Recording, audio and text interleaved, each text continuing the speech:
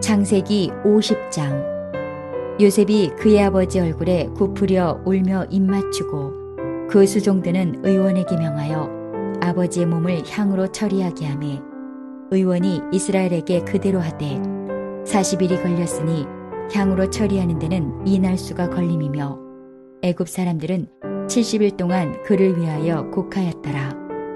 곡하는 기한이 지나매 요셉이 바로의 궁에 말하여 이르되 내가 너희에게 은혜를 입었으면 원하건대 바로의 귀에 아뢰기를 우리 아버지가 나로 맹세하게 하여 이르되 내가 죽거든 가나안 땅에 내가 파놓은 묘실에 나를 장사하라 하였나니 나로 올라가서 아버지를 장사하게 하소서 내가 다시 오리이다 하라 하였더니 바로가 이르되 그가 네게 시킨 맹세대로 올라가서 내 아버지를 장사하라.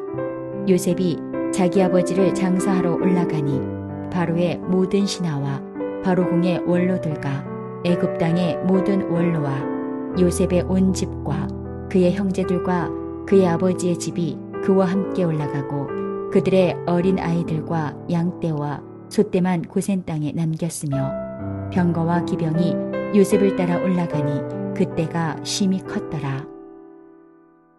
그들이 요단강 건너편 아닷 타작 마당에 이르러 거기서 크게 울고 애통하며 요셉이 아버지를 위하여 7일 동안 애곡하였더니 그 땅 거민 가나안 백성들이 아닷 마당에 애통을 보고 이르되 이는 애굽 사람의 큰 애통이라 하였으므로 그 땅 이름을 아벨 미스라임이라 하였으니 곧 요단강 건너편이더라.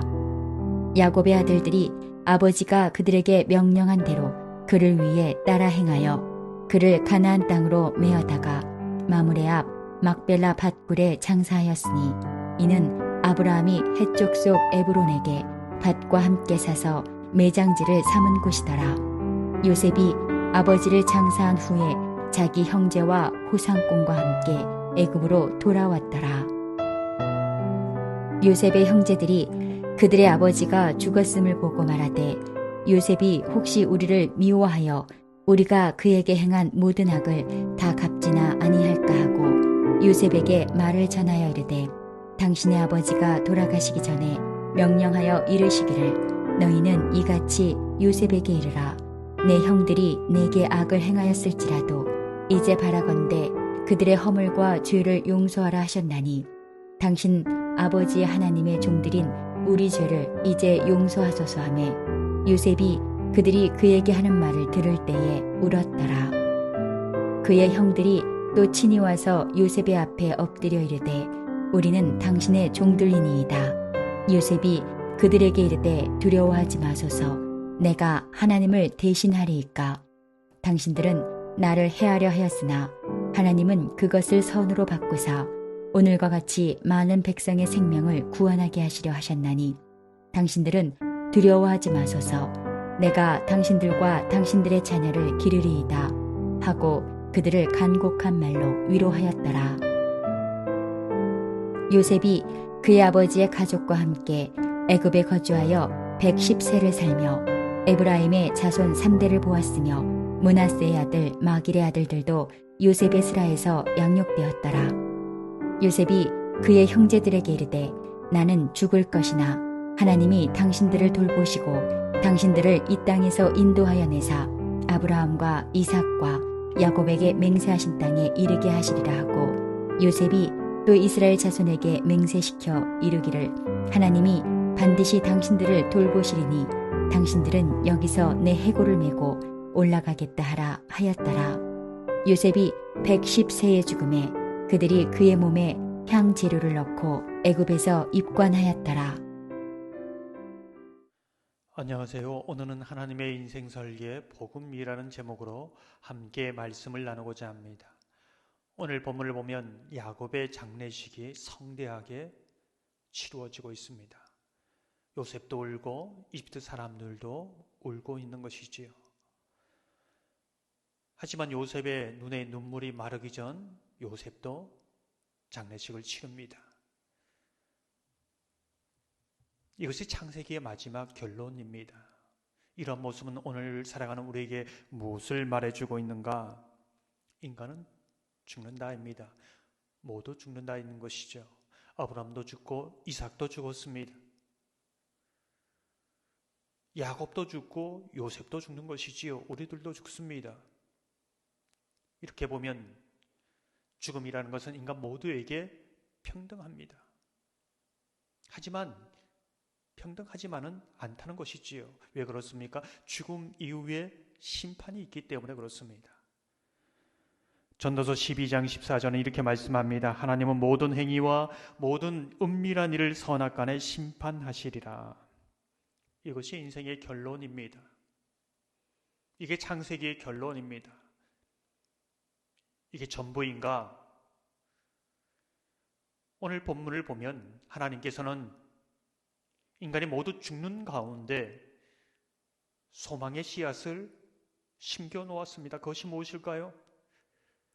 20절 말씀을 보면 이렇게 말씀합니다. 당신들은 나를 해하려 하였으나 하나님은 그것을 선으로 바꾸사 오늘과 같이 많은 백성의 생명을 구원하게 하시려 하셨나니.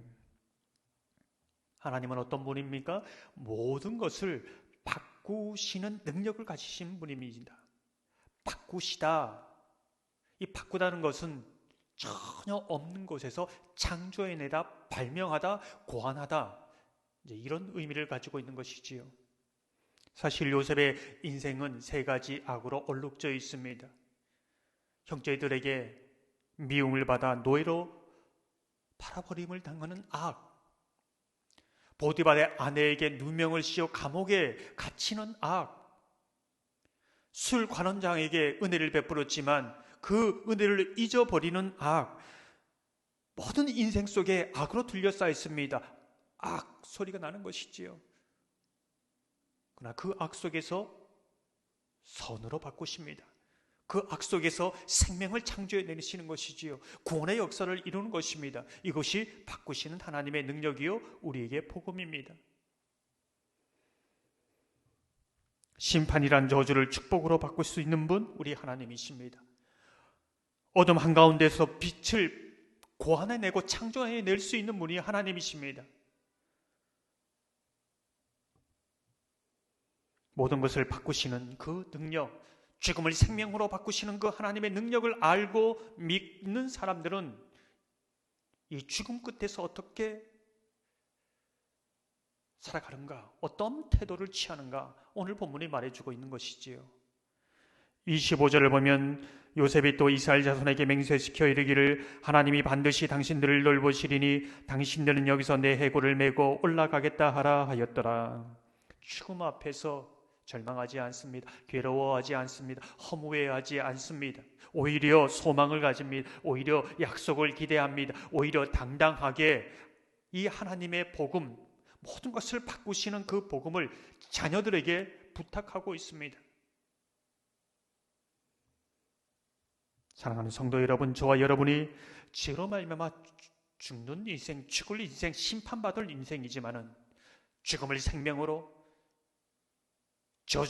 저주와 심판을 구원으로 그 바꾸시는 그 하나님의 소망을 바라보면서 죽음 앞에서도 당당하고 그 복음을 후대들에게 부탁할 수 있는 저와 여러분 되기를 주님의 이름으로 축원합니다.